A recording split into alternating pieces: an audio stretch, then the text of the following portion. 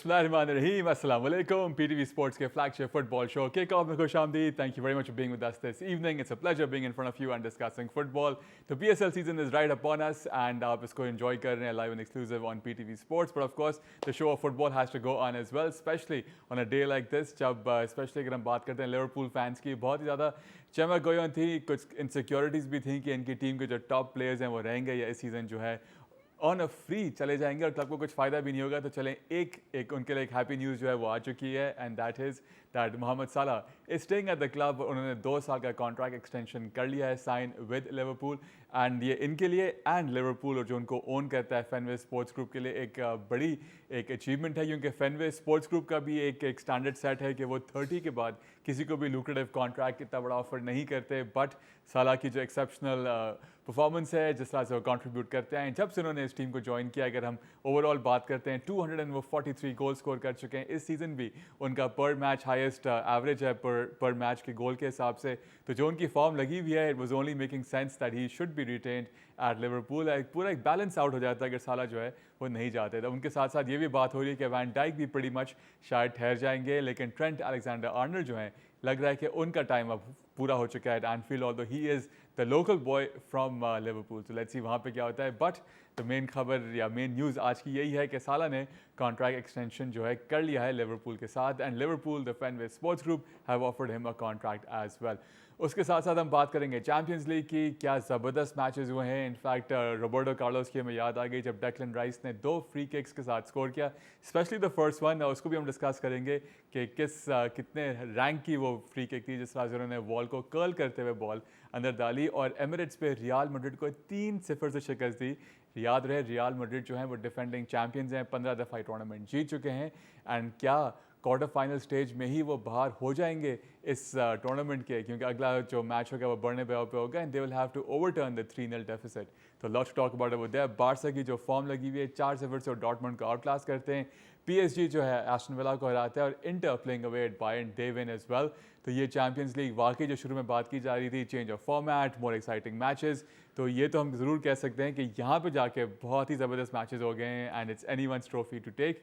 Europa की बात करते हैं तो स्पर्स अपना मैच ड्रॉ करता है and United also drawing the match as well. Onana was in the news and मैटिज का और उनकी बड़ी अच्छी वॉर ऑफ वर्ड्स हुई, तो ये भी हम डिस्कस करेंगे. साथ साथ साउथ अमेरिका में जो वर्ल्ड कप शुरू होने वाला है 2030 में, वहाँ पे उनकी जो कन्फेडरेशन है उन्होंने ये एक तजवीज़ दी है कि वर्ल्ड कप को अब 64 टीम्स इंक्लूड कर देनी चाहिए, तो इस पे भी हम बात करेंगे. साथ साथ ओलंपिक्स जो होने वाले हैं 2028 के अंदर, वहाँ पे भी एक बड़ी अच्छी स्टिपुलेशन आई फुटबॉल को लेकर. तो सब चीज़ों का डिस्कस करेंगे हमारे शो पे. जुड़े रहिएगा हमारे साथ. Next 1 hour let's get to straight to our guest, a regular guest, Usman Malik. Very happy, very smiling as always, and I'm sure से पहले आपके साथ एक ऑलरेडी एग्रीमेंट कर चुके हैं कि आपने पूरी टीम को ट्रीट देनी है फॉर ऑब्वियस रीजंस. सबसे पहले तो मैं आपका शुक्रिया अदा करता हूं कि आपने बड़े अरसे के बाद जो शो की ओपनिंग की है और जो आगाज़ किया है वो मो साला की न्यूज़ के साथ किया है. वो हर हफ्ते आती नहीं है ना ऐसी न्यूज़. नहीं, तो ये आपकी मेहरबानी, क्योंकि आप हमेशा जो है वो ये बात मैं भी आपसे कभी शिकवा करता हूँ कि लिवरपूल को जितनी जो है वो लाइमलाइट मिलनी चाहिए, जिस तरह की परफॉर्मेंसेज हैं ख़ास तौर पे उसकी वजह से वो शायद नहीं मिल पाती, लेकिन आज मैं आपका शुक्रिया अदा करता हूँ. Thank you so much. 8 साल के बाद आपने शुक्रिया अदा कर दिया और जो हमें देख रहे हैं वो शिकवा करते हैं कि हम रेडमैन टीवी हैं. तो अब आप देख लें कि हम कहाँ जाएं. आगे जाएं तो खाई में, पीछे जाएं तो समंदर में. बट नहीं, आपकी मेहरबानी. लेकिन बहुत बड़ी न्यूज़ है I think for Liverpool fan specially. और मो साला की जो है वो बड़ा मुद्दतों से इंतज़ार था, पूरा सीज़न आई थिंक फैंस जो थे वो वेट कर रहे थे कि ये न्यूज़ कब आएगी. तो इसमें 2 पहलू हैं, वो उस पर भी ज़रूर हम बात करेंगे आगे. और वर्जिल वैन डाइक जो है वो भी almost the deal is very close, hopefully वो भी हो जाएगा.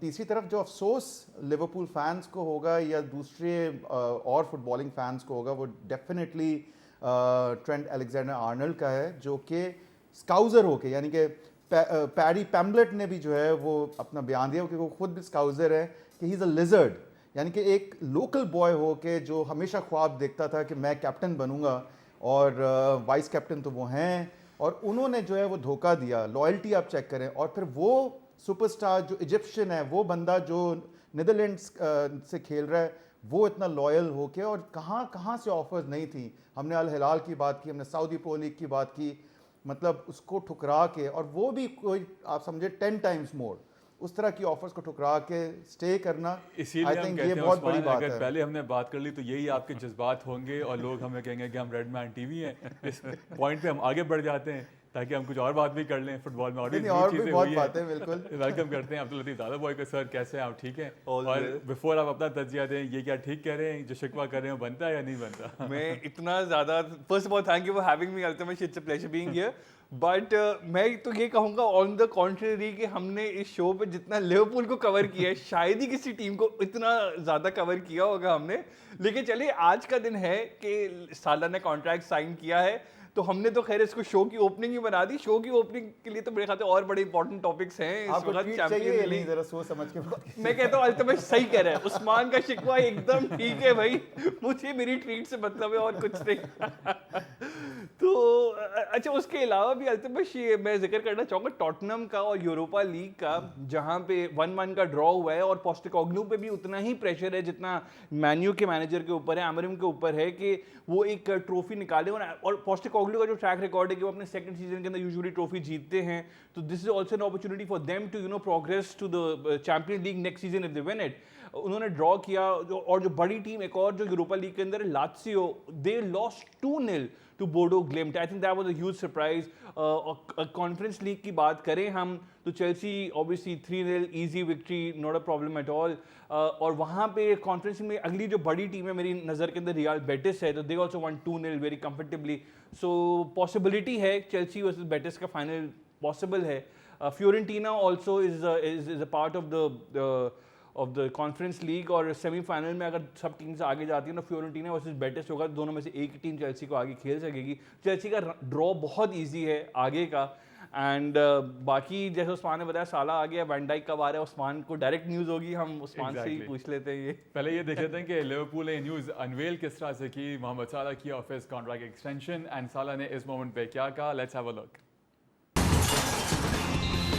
It's official. Mohamed Salah is here to stay at Anfield at Liverpool, and he wants to win more trophies. ये बात करें, hopefully they win the Premier League.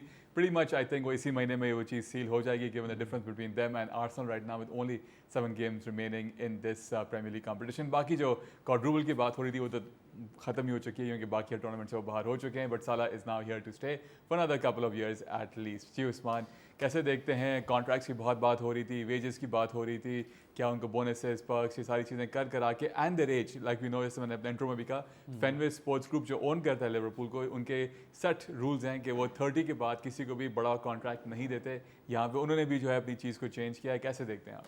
I think सबसे पहले तो मैं बात करूँगा माइकल एडवर्ड्स, रिचर्ड ह्यूज की, जिन्होंने बड़ा बेहतरीन काम किया. और आई थिंक अगर हम बात करें पिछली 5 विंडोज़ की, जिस तरह का शूट बिजनेस और जिस तरह की फाइनेंशियल मैनेजमेंट की है लिवरपूल ने, दैट इज़ फिनोमिनल. अगर आप देखें even in terms of like signing players also, बेहतरीन रिक्रूटमेंट्स की हैं. बहुत ही शाज़िर नाज़िर हमें 1-2 प्लेयर्स नज़र आएंगे जो कि प्रॉबली हम डार्विन न्यूनेस की बात करते हैं, बहुत शाज़िर नाज़िर में नज़र आते हैं. बट खैर उस टेन्योर में तो थे भी नहीं. मैं समझता हूँ कि बड़ा बेहतरीन फ़ैसला for the club, for the fans of course, और फिर they are actually very close to winning premier league, second premier league title.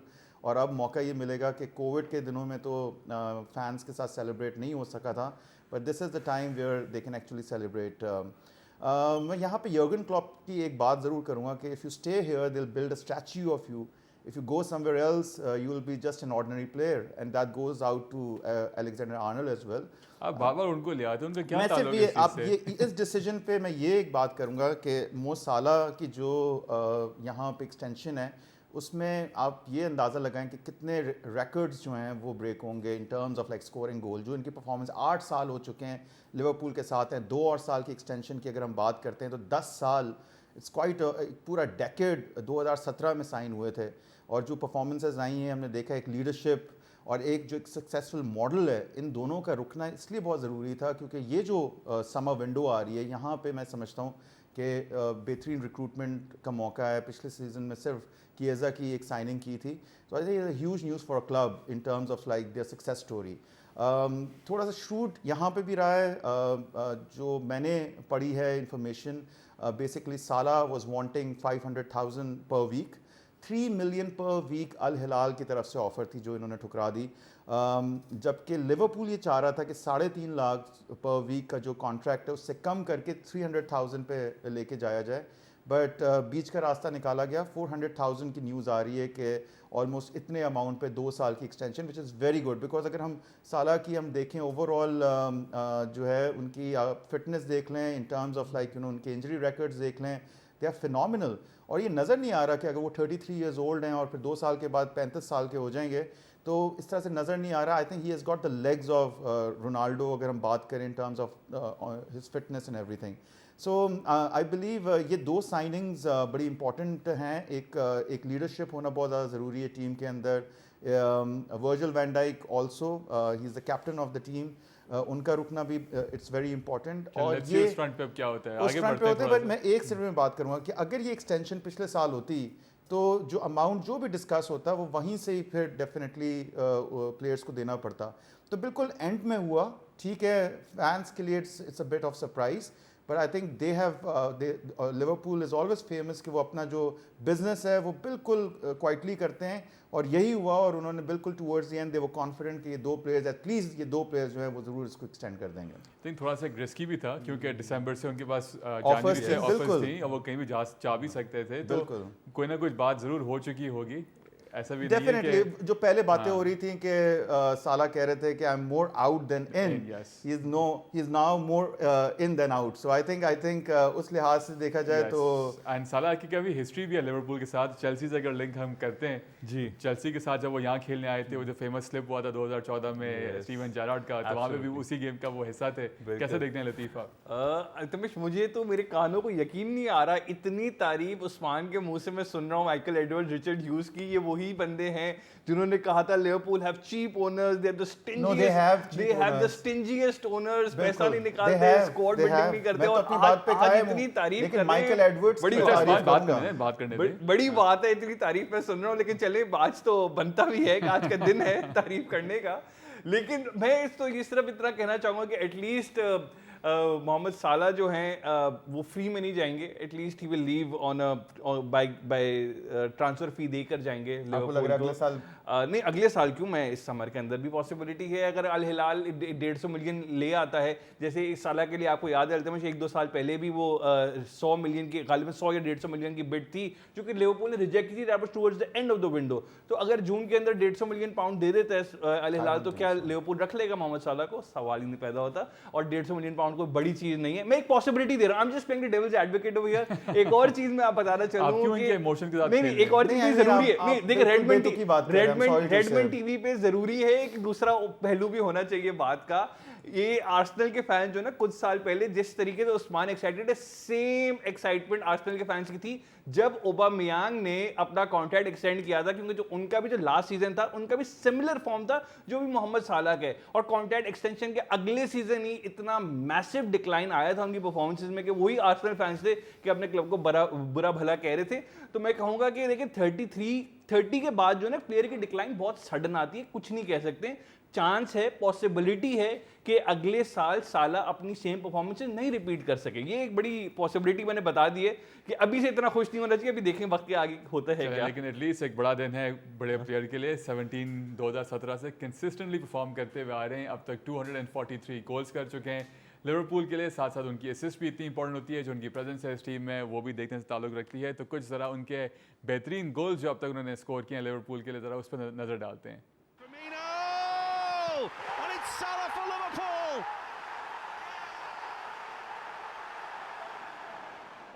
Firmino loitering with intent, real intent from Liverpool, and the follow-up from Salah. Oh, Bellerin's lost it, and here is Mohamed Salah, and he has support as well. This time, can he do it? He's got the big chance, he's got the big goal. Liverpool have the third. Salah, ball just behind Gini Wijnaldum. It was a good challenge by Banega. One back by Salah. Deflection on the shot, and Liverpool score again. Forward looking for the run of Salah. It's a really good run by Salah. And Salah's shot! That's Coutinho for Salah! Oh, that's brilliant! Here's Firmino, rides one challenge, threads it through. This is Salah, and Liverpool have a third. Coutinho. There's the run. It's Moreno, and there's Firmino, and Salah is there, and Liverpool have a fourth. Henderson's overhit that for Salah, has he? He hasn't. Salah for Liverpool, and Liverpool get a goal back. And Salah, oh, it's brilliant. What a finish. It's Mo Salah for Liverpool. It's 1-0 to Liverpool. Mane, and here's Salah, touch, shot, brilliant. Here's Salah. Oh, what a goal. Oh, Salah's got in behind, and Salah scores. And on to Salah. Some of the top goals he scored for Liverpool so far, and Mubarak once again to Liverpool and all their supporters.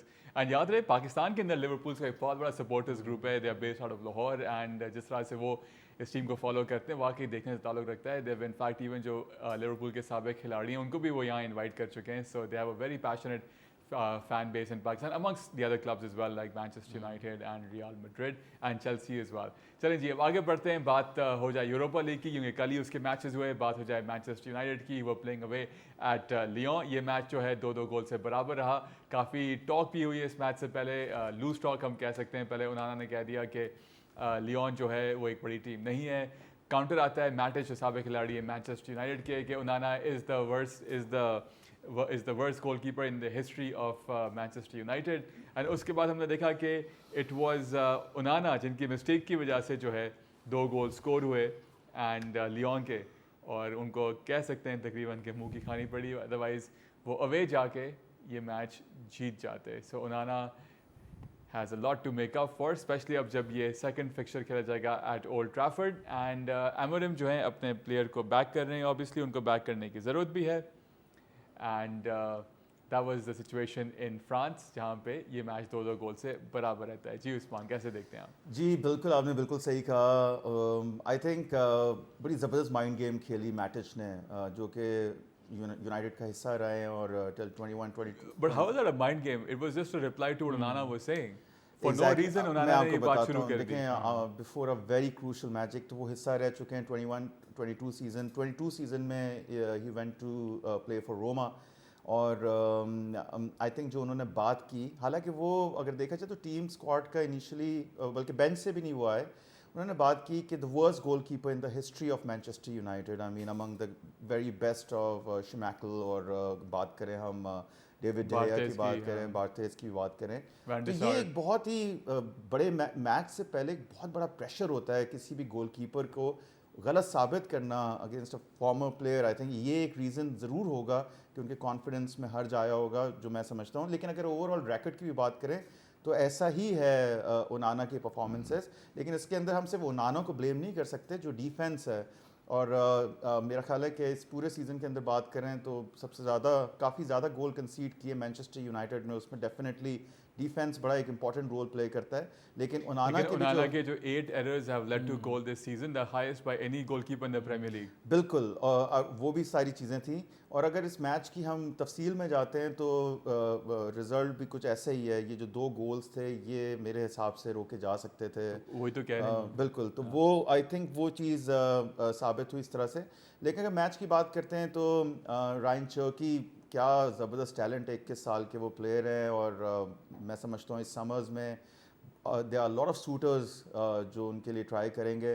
Right hand side पे वो deploy हुए, और from the word go he has been phenomenal. Almada का जो free kick था वो आया जिसको बुरी तरह से डिसीव हुए ओनाना. हालांकि वो अल्माडा ने हेडर लगा भी नहीं था फॉरवर्ड प्लेयर से, उसके बावजूद इट वेंट इन.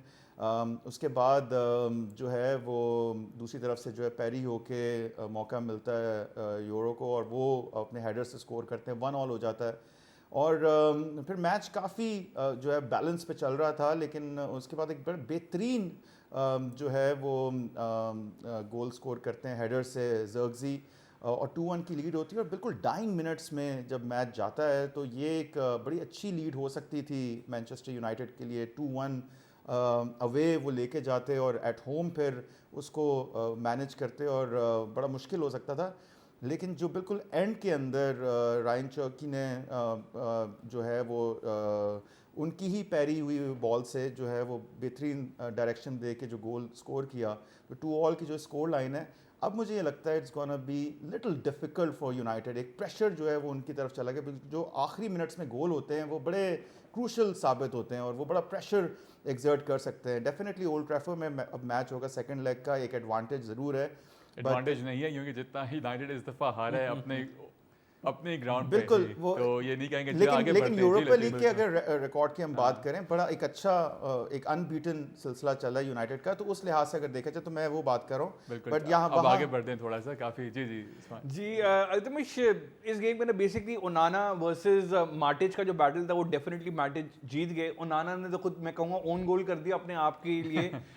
जो दो उनके एरर्स थे which led directly to a goal, specially जो पहला गोल था वो फ्री किक के लिए आगे बढ़े, वो डाइव किया बॉल के ऊपर, उसको पकड़ ना सके, बॉल डायरेक्ट अंदर चली गई। सेकंड गोल भी जो क्लोजिंग मिनट्स में जो कंसीड किया है वो बॉल उन्होंने जो पैरी की पेनल्टी एरिया के अंदर ही सामने फेंक दी, तो वो आगे रायन शर्की ने आके उसको रिबाउंड को हिट कर दिया। तो दोनों गोल ओनाना की गलती थी और मतलब मैं तो अग्री करता हूँ कि 100% रिसेंट एटलीस्ट प्रीमियर लीग के अंदर, प्रीमियर लीग का मतलब 92 से लेके अब तक तो he is been the worst goalkeeper that is played for Manchester United, no question about the stats back this fact and Matic was right on it. और ओनाना को ज़रूरत ही नहीं थी इतने बड़े बोल बोलने की, यू नो, इतने क्रूशल मैच से पहले। वो मेरे ख्याल से अपनी टीम को जी अप करना चाह रहे थे, मोटिवेट करना चाह रहे थे, लेकिन ये बैकफायर कर गया और पूरे मैच में साइकोलॉजिकल प्रेशर यूं बिल्डअप हुआ कि होम फैंस ने इतना विसल किया, इतना बू किया है ओनाना को कि वो he was bound to make a few mistakes, because इतने बड़े स्टेडियम में जब 60,000 लोग आपको इस तरीके से विसल कर रहे हो तो थोड़ा एक प्रेशर होता ही होता है। बट सेकंड लेग के अंदर it's gonna be interesting, the tie is still alive। Let's speak about a few of United जहां पे वो गोल्स आ सकते थे। हॉलैंड की जो फॉर्म चल रही है वहां पे उनको सब भी किया गया। बिल्कुल अल्तमिश, 3 देखिए मौके थे गार्नाचो के पास, ब्रूनो के पास, हॉलैंड के पास, इन तीनों ने वो चांसेस वेस्ट किए। डेफिनेटली मजीद स्कोर लाइन ज़्यादा हो सकती थी, मतलब I was really happy for Leny Yoro के उनका गोल आता है फर्स्ट हाफ के अंदर, then United also get another one. But जो मेन बात अल्तमिश ये है कि जो सेकंड लेग के अंदर द गेम इज अलाइव, तो from an audience point of view it's gonna be exciting and premier league वगैरह मतलब देखिए टर्न अराउंड टाइम बहुत कम है। अभी वीकेंड पे जो यूनाइटेड गेम है, मैं समझता हूँ the manager should definitely play a second string team, अपने तमाम फर्स्ट टीम प्लेयर्स को रेस्ट कराए। अगली जुमेरात को ही गेम है, सिर्फ 7 डेज के बीच में टाइम है, they have, but this is their game of the season. Europa league को इसी तरीके से अप्रोच करना चाहिए यूनाइटेड को, बिकॉज अगर यूरोपा लीग जीतता है और तो फिर उनकी किस्मत बदल जाएगी, चैंपियन लीग में अगले सीजन खेल रहे होंगे, ट्रांसफर बजट ज़्यादा होगा स्क्वाड रीबिल्डिंग के लिए, तो अ lot of things depend on this Europa league campaign basically. आपने बात की एक्साइटमेंट की, जो एक टीम जो बड़ा एक्साइटिंग फुटबॉल खेल रही है, हम अब शिफ्ट करेंगे from Europa League to Champions League. Will talk about Barcelona, जो उनका मैच हुआ वर्सेस डॉर्टमुंड, 4-0 से वो अपने होम पे ये जीतते हैं और किस तरह से जो ये फ्रंट ट्रियो है वो खेल रहा है, लेवेंडोस्की, यमाल एंड रफीनिया, मज़ा आ रहा है देखते हुए। और यहाँ पे 4-0 से वो आउट क्लास करते हैं डॉर्टमुंड को। ज़रा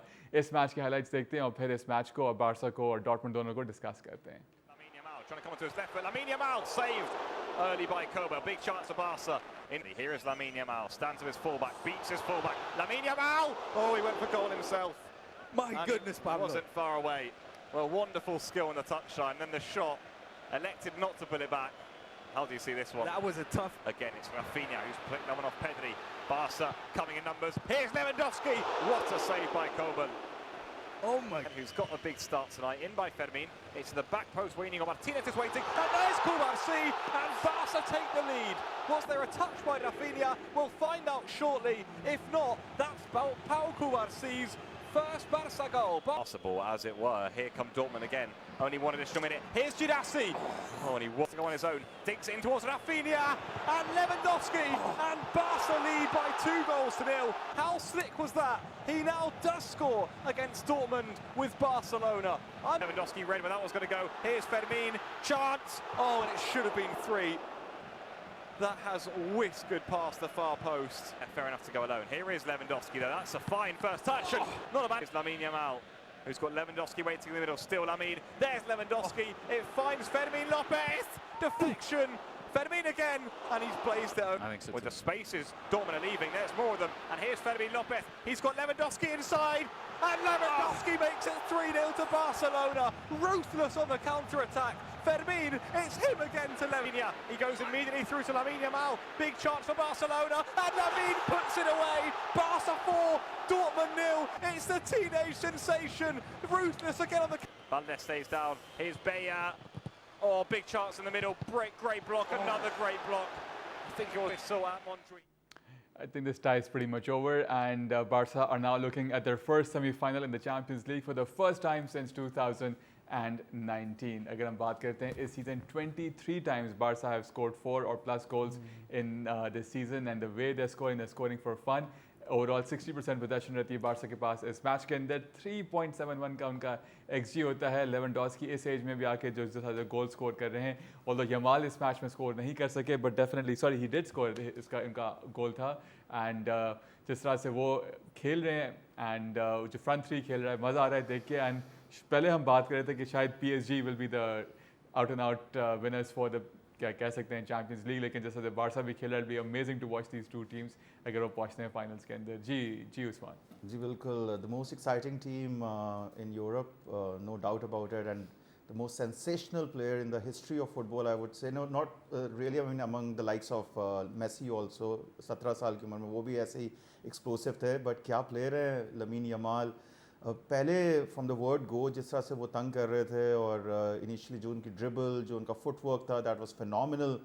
और फिर गैवी की तरफ से एक मौका आता है जिसके अंदर रफीनिया को बहुत इजी टैप इन, इजी तो नहीं, स्ट्रेच करते हैं, वो टैप इन हो जाता है. और उसके बाद Lewandowski could have scored like 3-4 goals. उसके बाद बेहतरीन फिनिश. और फिर टूवर्ड्स द एंड, यानी कि ये टीम रुकती नहीं है. They just start scoring and I don't know what their target is actually. अगर उनको पता भी है कि हम जो है वो ईजिली इस टाई को जीत जाएंगे, they just keep going. I mean क्या बेहतरीन फुटबॉल हैंसी फ्लिक ने इनफ्लिक्ट की है बार्सिलोना की टीम के अंदर. फिनोमिनल. एक ऐसा मौका था सोना से, वो 4-2 की स्कोर लाइन से हारे थे, लेकिन उसमें भी 2 गोल स्कोर किए थे. तो कोई चीज़ नज़र नहीं आती कि डॉर्टमुंड जो है जोरेसी को एक दो मौके मिले, लेकिन शेज़नी जो है वो कितनी फिनोमिनल फॉर्म में. कैसे शेज़नी को साइन किया था टर स्टेगन की इंजरी के बाद. अब तो ये लगता है शायद टर स्टेगन को बड़ी मेहनत करनी पड़ेगी वापस टीम में आने के लिए. आई मीन किसी जगह पे कोई फ्लॉ एज सच नज़र नहीं आ रहा. ये वही टीम है जो पिछले सीज़न बड़ी क्रिटिसिज्म का सामना करना पड़ा. सेमीफाइनल में एक पाँव है उनका. और अब आपने जैसे कहा कि PSG, मुझे तो लगता है ये दोनों टीम्स के बारे में कोई कुछ कहा नहीं जा सकता जिस तरह की फुटबॉल वो खेल रहे हैं. बिल्कुल सही. जी लेती अल्तमिश, आई मीन सबसे पहले तो यमाल की मैं अगर रफीनिया की अगर मैं बात करूं कि जो पहला गोल जो कुबारसी का हेडर था, बॉल अंदर जा रही थी और वो 1-2 मतलब यार्ड से उसने अंदर टैप इन किया है. मतलब it was a very selfish move, और वो ऑफसाइड के लिए चेक हुआ. अगर वो ऑफसाइड हो जाता तो एट हाफ टाइम 0-0 का स्कोर लाइन होता, तो वो मैच का कंप्लीशन. सॉरी कहा उन्होंने कुबारसी को इस चीज़ के लिए. नहीं बनता भी था डेफिनेटली, बट उसके बाद मतलब एक जो रफीनिया का जो एक आउटसाइड ऑफ द फुट जो उसका पास था उसके लिए, यमाल के लिए, आई think that was one of the pass of the season. मतलब वो जिस तरीके से बॉल कर्ल करके गई है वहाँ पे, it was a thing of absolute beauty. Barcelona का ओवरऑल देखा अल्टीमेट जो फॉर्म भी चल रहा है, not just in champions league, 23 games unbeaten चल रहे हैं वो इस वक्त. जैसे आपने बताया 21 गेम्स में 4 से ज़्यादा गोल उन्होंने स्कोर किए हैं आउट ऑफ 48, राइट. तो उसके अलावा चैंपियंस लीग के अंदर भी they have scored 21 goals maximum. Number 2 पे जो है गोल्स के अंदर वो टीम 7 गोल पीछे है. इतना ज़्यादा डोमिनेशन है. लेवेंडोव्स्की की बात करनी भी ज़रूरी है कि मतलब इस 36 ईयर्स ऑफ एज के अंदर 40 गोल अभी से हो चुके हैं in all competitions for the season. He loves scoring against Dortmund as well. 28 goals उन्होंने स्कोर किए हैं in 27 games just against Dortmund. कि वो साबिक डॉर्टमुंड के खिलाड़ी हैं जी, और सेलिब्रेट भी करते हैं. 4 साल उन्होंने डॉर्टमुंड के लिए खेला था यर्गन क्लॉप वाले एरा के अंदर, जब यर्गन क्लॉप मैनेजर थे डॉर्टमुंड के. तो वो ये भी एक बड़ा मज़े का स्टैट है। उसके अलावा अल्टीमेट थरर डोमिनेशन तो थी, लेकिन उसके बावजूद भी गुइरासी को एक हैट्रिक ऑफ चांसेस मिले थे कि वो अगर वो गोल्स कन्वर्ट करता, तो that's the thing about Barcelona, right? वो बेशक स्कोरिंग चाहे जितनी भी करे, they always give chances to the opposition to score at the other end. इसी तरीके से रेना का हमने देखा कि एक बड़ा अच्छा सेव किया था शेज़नी ने, plus there was a goal which was ruled out for offside Dortmund का। तो ऐसा नहीं है कि डॉर्टमुंड था ही नहीं इस मैच के अंदर, बट वो गोल्स की क्वालिटी भी इतनी शानदार थी, इतना मतलब बार बार उनकी हाइलाइट्स देखने में मुझे इतना मजा आया है कि अब देखते हैं कि अगले हफ्ते सिंगल एडवाना पार्क जो येलो वॉल है वो क्या कर पाती है। अदरवाइज लगता है कि it's pretty much Barca. Otherwise देखिए it's just gonna be a formality. इस चैंपियंस लीग की इस स्टेज का सबसे बड़ा ट्रेजेडी ये है कि 4 में से 3 टाइज मैं कहूंगा लगभग डिसाइडेड है। अभी आगे हम उन मैचेस से बात करेंगे। दिस टाइम अराउंड अगर हम बात करते हैं, आई थिंक 16-17 या 17-18 के जो रेमॉन डेटा था पीएसजी और बार्सिलोना का, जी who would have thought कि ये चीज होगी। Miracles do happen. Even Barcelona और लिवरपूल वाला भी जो टाई था हाँ 2019 वाला, यस, जिसमें उन्होंने शॉर्ट पास लेके वो किया था, नाम भूल रहा हूँ, ट्रेंट आर्नल्ड है और ओरिगी और star actually. Exactly Origi, yes yes बिल्कुल। अभी कहाँ है ओरिगी? पहले तो फॉरेस्ट में खेल रहे थे, अभी सऊदी में आई थिंक। नहीं I don't think so, Forest में ही है। I probably in fact he is at AC Milan. AC Milan on loan Milan के अंदर है, जस्ट इमेजिन। और वहां पे जब भी उनको बेंच से मौका मिलता है तो वो बेहतर यही होता है कि बेंच पे ही रहे तो ज्यादा अच्छा है। इतना बुरा फॉर्म चल रहा है इस वक्त ओरिगी का। जी, wish him the very best and Barca के राइवल्स को भी वेरी बेस्ट हमें विश करना पड़ेगा। टॉकिंग अबाउट रियल मैड्रिड जो एमिरेट्स आके 3-0 की स्कोर लाइन से हारते हैं। They are the defending champions, 15 times इस टूर्नामेंट को वो जीत चुके हैं, लेकिन लग रहा है कि ये बहुत टाइम बाद इस स्टेज पे जो है वो एग्जिट नज़र आ रहा है रियल मैड्रिड का। डिस्कस करते हैं कि ये होगा या they will have a magical night once again at the Bernabeu and turn things around like they did in 2016 versus Wolfsburg. So इस मैच के highlights देखते हैं, the one they played versus Arsenal. Do watch out for the 2 free kicks by Declan Rice. Enjoy them. Let's watch the highlights and then come back. Plays one across. Bit of hesitation there. Goes for a corner. Rudiger at the end. That was unconvincing. Saka's corner. Courtois punches it out for another corner. Saka will deliver again. Good ball in. Real Madrid just about deal with it. Timber. There's the header from Rice. Forces the save. Martinelli. Courtois in the way again. Double save from the Belgian. Good movement by Bellingham. This is nice football. Danger here. Oh, into the side netting. Mbappe thought he was in. Still Saka. Then goes down. Free kick. It's Rice. What a goal! Declan Rice with an absolute rocket with the free kick. Arsenal lead 1-0. Lewis Skelly. Again, did really well. Martinelli! Good side the rebound. And another shot. What a save from Courtois. An unbelievable stop. Shot comes in again. Oh, it's cleared away again. Saka gets away from Bellingham, then he goes down, play will continue. Now it'll be brought back, free kick to Arsenal, Saka is down. It's Declan Rice again! Oh! 2-0! What a goal from Declan Rice! And Arsenal lead by 2-0. Miles Lewis-Skelly being told to shoot. First time shot, 3-0! What a fantastic finish from Mikel Merino! And Saliba very calm into Trossard. Free kick to Arsenal. I'll tell you what's a red card. And that rounds off Real Madrid's evening. Arsenal have done it. 3-0 की score line से Arsenal ये match जीतता है। And में हम देखते हैं कामाविंगा को रेड कार्ड भी मिलता है। इस ओवरऑल अगर हम इस मैच की स्टैट्स की बात करते हैं, so Arsenal had 53% of the possession with 1.64 XG, just 0.5 for Real Madrid. पहले हाफ में definitely Vinicius and Mbappe got the chances and Mbappe got getting the better one, लेकिन वो कन्वर्ट नहीं कर पाते। इन सेकंड हाफ में हम देखते हैं किस तरह से Declan rice scores those 2 amazing free kicks and फिर मरीनो भी एक गोल करते हैं, जिसकी वजह से 3-0 से आर्सेनल ये मैच जीतता है। And they will be believing that ये अपना पहला सेमीफाइनल खेलेंगे इस कॉम्पिटिशन का since all the way back in 2009। जी उस्मान। जी, they just simply hammered Real Madrid. और मुझे तो 2006 का टाइम याद आ रहा है जब आर्सेनल और बार्सिलोना का फाइनल था और शायद दोबारा से वो टाइम देखने को मिले। I think good for Arsenal to be honest. कोई सोच नहीं सकता था कि ऐसा रिजल्ट होगा। अगर हम मैच की बात करें 11 shots on target by Arsenal, 3 shots on target, completely just completely जिस तरह से उन्होंने खेला है, pretty much surprised to me, but I think Saka के मैच से आने के पहले बाद कहा ना अर्थेता ने अपने प्लेयर से make your own story. Exactly, I mean Saka की बिल्कुल सही टाइम पे एक तो उनकी जो है वो टीम का हिस्सा बने, मार्टिनेली आ गए वापस, एक तो ये बहुत बेहतरीन चीज़ रही। लेकिन जो मिडफील्ड थी ओडेगार्ड, पार्टे और राइस की, एक तो they just completely win every battle in the midfield.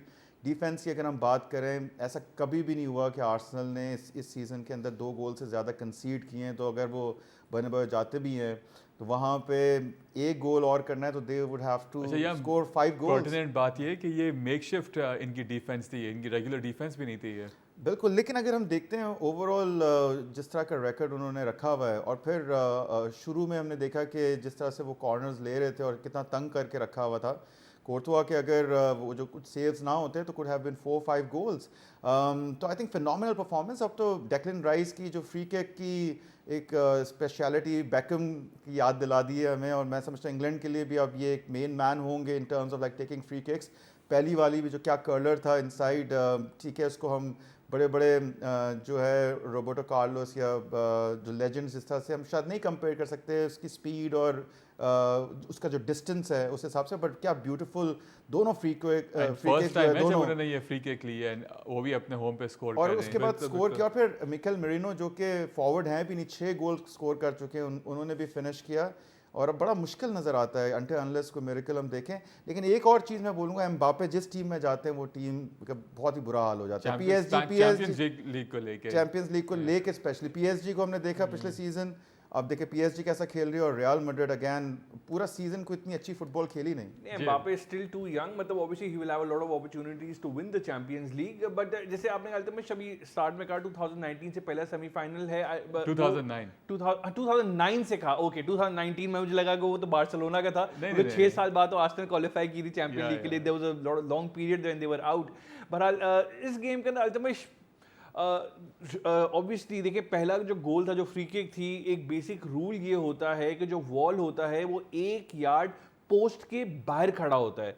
इस सिचुएशन में हिसाब उलट था कि वो पोस्ट के बाहर के पोस्ट के अंदर खड़े हुए थे 1 yard. There was a room for Declan Rice to curl the ball around. तो वो जो वॉल की प्लेसमेंट थी वो डेफिनेट गलत थी। अब यूजुअली ऐसा होता है कि भाई जो गोलकीपर होते हैं वो वॉल प्लेस कर रहा होता है, लेकिन तो यहाँ पे तो फिर तो ऑब्वियसली कोर्टवा की गलती है अगर इस सिचुएशन में कोर्टवा was a decision maker. Because दूसरा सिनेरियो ये होता है कि जो सीनियर प्लेयर जो वॉल के अंदर होता है वो बाकायदा पोस्ट को खुद देख रहा होता है, खुद असेस कर रहा होता है और खुद अपने आप को उस तरीके से पोजीशन कर रहा होता है। तो अब ये मुझे नहीं पता कि एग्जैक्टली क्या हुआ था इस मौके के ऊपर, बट डेक्लन राइस के जैसा आपने बताया कि is never scored a free kick for Arsenal, मतलब वो यूथ करियर में शायद किया होगा, वेस्ट हैम के लिए कभी स्कोर नहीं किया, अपने करियर के अंदर प्रोफेशनल फुटबॉल में इन्हें स्कोर किया था। तो ये एक बड़ा एक अजीब गरीब वाकया हुआ है, और ये इसी किस्म की अजीब गरीब वाकयात ही रियल मैड्रिड को चैंपियन लीग से बाहर निकाल सकते हैं। बिकॉज इनकी जो पेडिग्री और जो इनका एक मैजिक है, बर्नेबाउ का मैजिक हो गया, और रियल मैड्रिड के जो लेट कमबैक्स होते हैं, they specialize in creating special moments in the champion League. उसके अलावा अल्टीमेट देखें, Vinicius and Mbappe both had 3 shots each, बहुत टेम शॉट्स थे, इतना ज़्यादा ट्रबल नहीं किया राया को, कोई एक्सेप्शनल सेव नहीं उनको करना पड़ा। एक तो लेफ्ट हैंड से जब अंदर कट इन कर रहे थे एम्बापे, मुझे लगा था कि वो कर्लर मारेंगे वो गोल हो जाएगा, लेकिन वो भी एक टेम शॉट था, इजी राया ने सेव कर लिया। डिफेंसिवली तो डेफिनेटली वो दोनों कुछ कंट्रीब्यूट करते ही नहीं है। एंचेलोटी की सिलेक्शन के ऊपर भी एक सवालिया निशान है, क्योंकि अलाबा को इंजरी से एक तो पहली बात वो वापस आ रहे हैं, प्लस लेफ्ट बैक पे वो इतना खेले नहीं है, और साका ने इतना उनका जीना मुहाल करके रखा था इस गेम के अंदर स्पेशली। और सेकंड गोल जो हुआ है वो साका को ही, फ्री किक साका ने विन की जब अलाबा ने उनको फाउल किया, जिसकी वजह से फिर वो गोल भी हुआ। तो और वाल्वर्डे को जब आपने राइट बैक खिलाया तो ऑब्वियसली मिडफील्ड के अंदर you are missing, already missing Tchouameni because he was suspended, Camavinga अकेले थे, और बाकी ऑप्शंस आपको पता है बट 39 ईयर ओल्ड मॉडरिच हैं। तो मिडफील्ड भी डोमिनेट की, सिलेक्शन भी एंचेलोटी की यूजुअली सही होती है, इसमें थोड़ा वो गड़बड़ कर गए यहाँ पे। मे बी वास्केस को played at right back, Valverde के लेग्स काम आ जाते हैं मिडफील्ड में, specially against a very physical team like Arsenal. तो मिडफील्ड की सिलेक्शन हो गई और फुल बैक की सिलेक्शन हो गई, ये एक दोनों चीज़ें मिस्टेक हुई। प्लस बेलिंगम का जो रोल है, वो जो एक कनेक्टर होता है डिफेंस और अटैक का, जो पिछले सीजन टोनी क्रूज थे, वो रियल ने अभी तक उस बंदे को रिप्लेस ही नहीं किया। एक पासर ऑफ द बॉल है ही नहीं इन लोगों के पास, तो बेलिंगम उस पोजीशन में खेलने को तैयार नहीं है। Bellingham is looking to push ahead.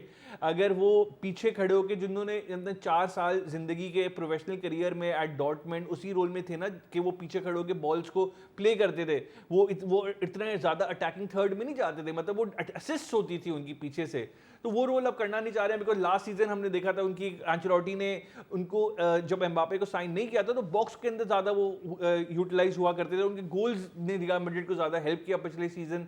इस season he is not really contributing from midfield. तो ये सारे मसले मसाइल हैं रियल मैड्रिड के, and lot of it is not Ancelotti's fault, it is the board's fault for not replacing the players who left. For example Joselu की आप बात कर लेंगे ना, एक ऑफ द बेंच स्ट्राइकर जो होता है, जो आके जब आप बॉल्स प्ले कर रहे होते तो आप होल्ड अप प्ले करे या हेडर्स विन करे, उस किस्म का स्ट्राइकर नहीं है ट्रेडिशनल नंबर 9। होसेली को रिप्लेस नहीं किया, क्रूज को रिप्लेस नहीं किया, नाचो इतने यूटिलिटी डिफेंडर थे, उनको रिप्लेस नहीं किया। तो एंचेलोटी से ज़्यादा ये इस सीजन अगर रियल मैड्रिड थोड़ा फेल होता है ला लीगा और चैंपियन लीग के ना, मैं बोर्ड को ब्लेम करूंगा। तो quick question both of you, आप देख रहे हैं रियल मैड्रिड को बाहर होते हुए अगले मैच में, या कम बैक करेंगे? देखिए, जो मैं समझता हूँ जो स्टैट्स आर्सेनल के हैं उस पर बहुत ही मुश्किल लग रहा है, एंड आई थिंक अब एक ही उम्मीद है Copa del Rey Real Madrid के लिए सीजन, नहीं तो they'll go empty hand. La Liga के अंदर भी there is a fight definitely. मैं रूल आउट नहीं करूंगा कि बार्सिलोना जीत ही जाएगा, because Barcelona is very much capable of dropping points. We have seen them defensively throughout the campaign. But Champions League के अंदर Arsenal is too good defensively. Arsenal are no mugs, वो मतलब बहुत solid हैं, आता है उनको अपना काम। तो मैं समझता हूँ real Madrid can not recreate the magic. That is what I feel. So it's done for them, at least in the Champions League. चलें जी, आगे बढ़ते हैं। Let's talk about PSG, जो finally लग रहा है कि फॉर्म उन्होंने पकड़ी भी है, एंड शायद फाइनली नसर अल खलीफी का और जो कतर स्पोर्ट्स इन्वेस्टमेंट उनका शायद ख्वाब ताबीर हो जाए कि चैंपियंस लीग में वो कुछ कर दिखाएं। इस मैच में they are playing against Aston Villa, अपने होम पे ही खेल रहे हैं, 3-1 के स्कोर लाइन से जो है वो हराते हैं PSG को। और इसमें खास बात यह है कि एस्टन विला के मैनेजर उनाई एमरी वापस जा रहे थे एट पार्क दे प्रिंसेस को, कुछ टाइम पहले वो इनके वहाँ पे मैनेजर हुआ करते थे। जरा इस मैच की हाइलाइट्स देखते हैं। No fairy tale ending for Unai Emery, at least in the first leg. Let's have a look at the highlights and then discuss this match. And that's how 3-1 के स्कोर लाइन से PSG जीतता है, and what a night for them at the Park des Princes. Exciting team and definitely looking forward कि वो आगे किस तरह से बढ़ते हैं। And yes, कावास्कालिया उनको कहा जा रहा है, उनका निकनेम रख दिया है कावाडोना, क्योंकि वो जिस तरह से खेल रहे हैं और नापोली से आए हैं वहाँ पे।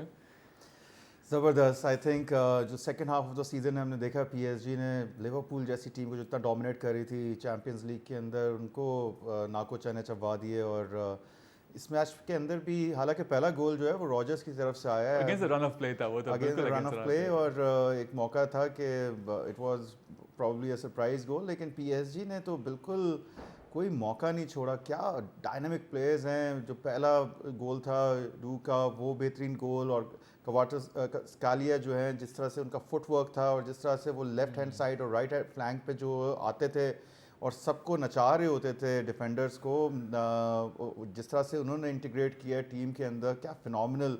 और अब लगता है कि ये कोई टीम है, और जिस तरह से वो अटैक करते हैं।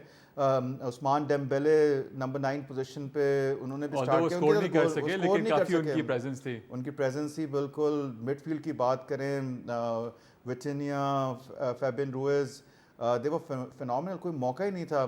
यहाँ पे अगर एस्टन विला को ये मौका मिल जाता कि 1-1 या 2-1 की स्कोर लाइन होती तो थोड़ी सी आसानी पैदा होती, लेकिन अब तो जिस तरह के प्लेयर्स हैं PSG के पास, वो इवन अवे जाके वो जिस तरह से ओपन अप करेंगे एस्टन विला को, और मैं नहीं समझता कोई ऐसा मौका है।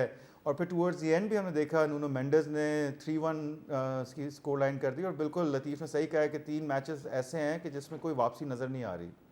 जी लतीफ़, अल्टीमेटली जो राइट बैक पोजीशन है एस्टन विला की, that is the biggest problem for them, because first half में हमने कैश को देखा राइट बैक के ऊपर, उन्होंने येलो कार्ड ले लिया था तो उसको हाफ टाइम में रिप्लेस करना पड़ा। डिसासी को लेकर है, डिसासी एक सेंटर बैक है जो चेल्सी में खेला करते थे, उनसे हम एक्सपेक्ट करें कि वो क्वारट्स्केलिया को संभाल के रखेंगे, तो भाई ये तो मुमकिन नहीं था। और सेकेंड हाफ में यही हुआ कि वो जो पूरा वो फ्लैंक डोमिनेट किया पीएसजी ने, वो जो लेफ्ट फ्लैंक था उनका और राइट बैक पोजीशन जो एस्टन विला की बनती है, मिडफील्ड के अंदर भी वो जो बैटल था पूरा पीएसजी विन किए। अमडू ओनाना जो हैं मैं समझता हूँ उनको स्टार्ट कराते तो शायद थोड़ा एक सॉलिडिटी होती मिडफील्ड में, एस्टन विला वो नहीं किया उन्होंने। और इवन एसेंसियो वॉटकिंस को आई थिंक ये जो जी। रैशवर्ड को नंबर अच्छा, 9 पे खिलाना, हाँ, आई थिंक एस्टन विला ने ये भी एक रैशवर्ड को नंबर 9 पे खिलाना मैं समझता हूँ वो फर्स्ट हाफ के अंदर एटलीस्ट सही साबित हुआ, बिकॉज जो पहला गोल against the run of play आया वो रैशवर्ड का ही जो बर्स्ट था थ्रू द मिडिल, जो उन्होंने फिर बॉल दी और फिर वो उसको रॉजर्स ने स्कोर किया, तो उनकी रन से वो स्पेस बनी थी। इस तरीके के उन्होंने बर्स्टिंग रन्स किए थे, लेकिन but it was not enough. और वो जो 2 गोल्स थे वो एब्सोल्यूट वंडर गोल्स, मतलब द क्वालिटी ऑफ गोल्स इस पूरे मिड वीक में देखने को मिले। बार्सिलोना की गेम हो चाहे वो पीएसजी की गेम हो, ये क्वारेट्स डुए ने जो वो कर्लर मारा है, आई मीन एब्सोल्युटली फिनोमिनल। मैं तो उसको रीप्ले मैंने कोई 8-10 दफा मैंने दोनों गोल देखे, I loved it so much. Kvaratskhelia का फिर वो अंडर द क्रॉस बार जो उनकी फिनिश थी, अच्छा वो मेंडिस ने जब तीसरा गोल किया था उन्होंने भी वो ड्रिबल करके जो गोल किया था, बीट किया था डिफेंडर को, तो दूर से मैं देख रहा था, मुझे लगा Ousmane Dembele the kind of skill that he possessed, बाद में पता चला कि भाई it was a left back, you know. Overall मतलब जो काउंटर प्रेसिंग थी पीएसजी की एस्टन विला के साथ, और जो उनके जो विंगर्स की जो मूवमेंट थी, तबाह कर दिया उन्होंने एस्टन विला को। कोई इसमें डाउट नहीं कि एस्टन विला के पास कोई जवाब नहीं था। There was a huge difference in quality and it really told in the end. Absolutely. चलें जी आगे बढ़ते हैं। जो एक और मैच खेला गया चैंपियंस लीग का क्वार्टर फाइनल का, that was between Bayern Munich and inter Milan. ये खेला जा रहा था दी अलियांज अरीना और यहाँ पे बायर्न म्यूनिख को अपने ही ग्राउंड पे शिकस्त का सामना करना पड़ा वर्सेस इंटर मिलान। 2-1 के स्कोर लाइन से इंटर मिलान ये मैच जीता है and taking some advantage back to the San Siro. Let's have a look at the highlights for this match. Despite such a difference in the possession and the XG, inter Milan ये match जीता है। Bayern की इस match में 58% possession रहती है, 2.7 की उनकी XG रहती है, जस्ट 0.78 फॉर इंटर मिलान, लेकिन जो उनके शॉट्स 2 थे वहीं से वो स्कोर कर लेते हैं और ये मैच जीते हैं। और जो 22 मैचेस अनबीटन एक रन चल रहा था बायर्न म्यूनिख का, वो पहुंचता है अपने इख्तिताम पे। मुलर स्कोर करते हैं बायर्न म्यूनिख के लिए, द विंटेज मुलर, जो 17 साल के बाद अब ये आखिरी सीजन होगा उनका बायर्न म्यूनिख के साथ। जी 25 साल अल्तमश अगर यूथ टीम भी सब कुछ मिला लें, 25 ऐसे लग रहा है साल कि बिल्कुल ऐसे लग रहा है जैसे वर्ल्ड वॉर 1 से खेल रहे हैं ये बायर्न म्यूनिख के साथ और इतना लंबा अरसा उन्होंने गुजारा है। But what a legend. आप सही कह रहे हैं, जो पूरा एक इनका जो कहते हैं ना कि इनके जो मेन स्टार्स थे, अगर हम 2008 से 10-12 की हम बात करते हैं, जहाँ पे 12 में जाके आए थे, चेल्सी से शायद हारे थे ये, 13 में फिर ये चैंपियंस लीग जीते थे, और जो पूरा क्रॉप था सब चले गए, ये अभी तक मौजूद है वहाँ पे। क्या बात है, बिल्कुल। और उन्हीं की तरफ से गोल आया। बट यहाँ पे मैं समझता हूँ बायर्न म्यूनिख हमेशा जो पूरे सीजन में गलती करता आ रहा है, जब 1-1 की स्कोर लाइन थी towards the end, I think वो ऐसा टाइम था कि थोड़ा स्टैटिक होके और थोड़ा डिफेंड करते, 1-1 को लेके जाते, सैन सीरो पे एक मौका होता, एक चांस था, दे जस्ट कीप गोइंग। और पूरा सीजन उन्होंने ऐसे ही खेला है। हमने देखा है Bayern Munich just keep on attacking और फिर वही हुआ, आखिरी मिनट में पेट्रेसी का गोल आया। लेकिन हमने डेक्लन राइस के गोल की बात की है, आप लोटारो मार्टिनेज का ये जो गोल था, I mean a thing of beauty, I mean poetry in motion I would say. क्या उनका बेहतरीन, उन्होंने जो फर्स्ट स्ट्राइक की, एटो के बाद पहले प्लेयर बन गए इनके 7 गोल्स हैं चैंपियंस लीग के कैंपेन के अंदर। बिल्कुल, ही हैज बीन फिनोमिनल। लेकिन शुरू में बिल्कुल मौका मिलता है बायर्न म्यूनिख को, 1-1 हो सकता था, हैरी केन ने बहुत एक बेहतरीन मौका ज़ाया किया, वुडवर्क से लगा। उसके बाद ज़्यादा जो है वो डोमिनेट किया इंटर मिलान ने। पहला गोल मार्टिनेज का था और उसके बाद बिल्कुल टूवर्ड्स दी एंड हमने देखा पेट्रेसी ने जो है वो 2-1 कर दिया। अब बहुत ज़्यादा मुश्किल हो जाएगी बायर्न म्यूनिख की, जैसा कि हमने फॉर्म देखी है चैंपियंस लीग के अंदर, कि सैन सीरो में जैसा का एक क्राउड का एक प्रेशर होगा, उसके बाद मुश्किल लगता है कि शायद वापसी हो सके। और यहाँ पे अब देखें, फिंगर्स क्रॉस, इतनी मुश्किल स्कोर लाइन नहीं है, लेकिन जिस तरह का जो टैक्टिकल गेम विंसेंट कंपनी खेलते हैं, उसमें लग रहा है कि ज़रा मुश्किल हो जाएगी इनके लिए चैंपियंस लीग। प्लस इवन जैसा से इंटर डिफेंड करते हैं और सिर्फ 0.27 उनकी एवरेज है पर मैच की in terms of goals. Will be an interesting match. जी रहती है। And Inter absolutely thrive in this sort of situations कि अगर मैं नेक्स्ट लेग की अगर मैं बात करूं कि where they do not have to come out of their blocks, वो पीछे ही रहेंगे, वो पोजीशन बायर्न म्यूनिख को देंगे कि भाई आओ हम ही अटैक करो, and they are so clinical on the counter attack. तो वो तो सैन सीरो में तो मैं समझ ही नहीं सकता हूँ कि बायर्न म्यूनिख उनको हरा सकेगा। In fact 5 consecutive matches Inter Milan जीते हैं और ये जब 2010 में वो टाइटल जीते थे चैंपियन लीग का, उसके बाद ये पहली दफ़ा ऐसा हुआ है। Bayern Munich on the other hand मतलब 4 साल में पहला मैच एट होम हारे हैं एट आलियांज, तो मतलब एक बड़ी अजीब सा ये गेम था कि 2.65 का एक्जी जैसे आपने ही बताया बायर्न म्यूनिख का था। इंटर मिलान 2 गोल स्कोर करने के बाद सिर्फ 0.78 था। Exactly. तो नंबर ऑफ चांसेस बहुत ज्यादा क्रिएट की, पोजीशन 60% अराउंड बायर्न म्यूनिख के पास थी। They were on the front foot, but Inter again being Inter they were just so clinical, उन्होंने सही मौकों का इंतजार किया। एंड ऑब्वियसली ये हम कह सकते हैं कि maybe Muller could have been introduced a bit earlier, because 82 या 85 मिनट्स के ऊपर मेरे ख्याल से 85 पे उसको लेकर आए। It was just too late, right? कुछ एक डिफरेंट अटैकिंग एलिमेंट अगर शायद पहले आता तो कुछ डिफरेंट होता, क्योंकि 2 मैन अप फ्रंट अल्टीमेटली एक डिफरेंट एलिमेंट हो जाता है डिफेंड करने के लिए। एक बंदे को तो आसान होता है फिर भी करना। इंटर भी इसी तरीके से खेलते हैं, उनके 2 मैन अप टॉप होते हैं, Thuram and Lautaro Martinez, one of the very few teams in world football जो कि अब 2 अप टॉप खिलाते हैं। बहुत कम ऐसी टीम्स रह गई हैं अनफॉर्चुनेटली। अब तो ज़्यादा फैशन यही है, आपको पता है 4-3-3 की फॉर्मेशन होती है या 4-2-3-1, यूजुअली एक ही मैन आगे होता है। बट सेकंड लेग के अंदर ultimately I just do not see Bayern Munich defeating Inter Milan is going to be very very difficult. In fact मैंने कहा था कि 4 में से 3 का फैसला हो चुका, मुझे लग रहा है 4 में से 4 का ही हो चुका है। इस मैच के अंदर भी इंटर मिलान बायर्न म्यूनिख को हरा दे बहुत मुश्किल है। It's going to be very very interesting the next leg around. बड़ा मजा आएगा तमाम मैचेस देखने का। एंड ऑफ कोर्स वीकेंड पे आपको सारा प्रीमियर लीग का एक्शन भी मिलेगा, तो वो भी एंजॉय कीजिएगा। एंड ऑफ कोर्स PSL भी जारी है PTV स्पोर्ट्स पे, lots of action going on. Usman, आपका बहुत शुक्रिया, thank you for being on the program. Latif, thank you for being with us as well, and इंशाल्लाह we will catch you again on Monday. Do take care of yourself. Kick off की पूरी team की जानिब से for now is goodbye and अल्लाह हाफिज़।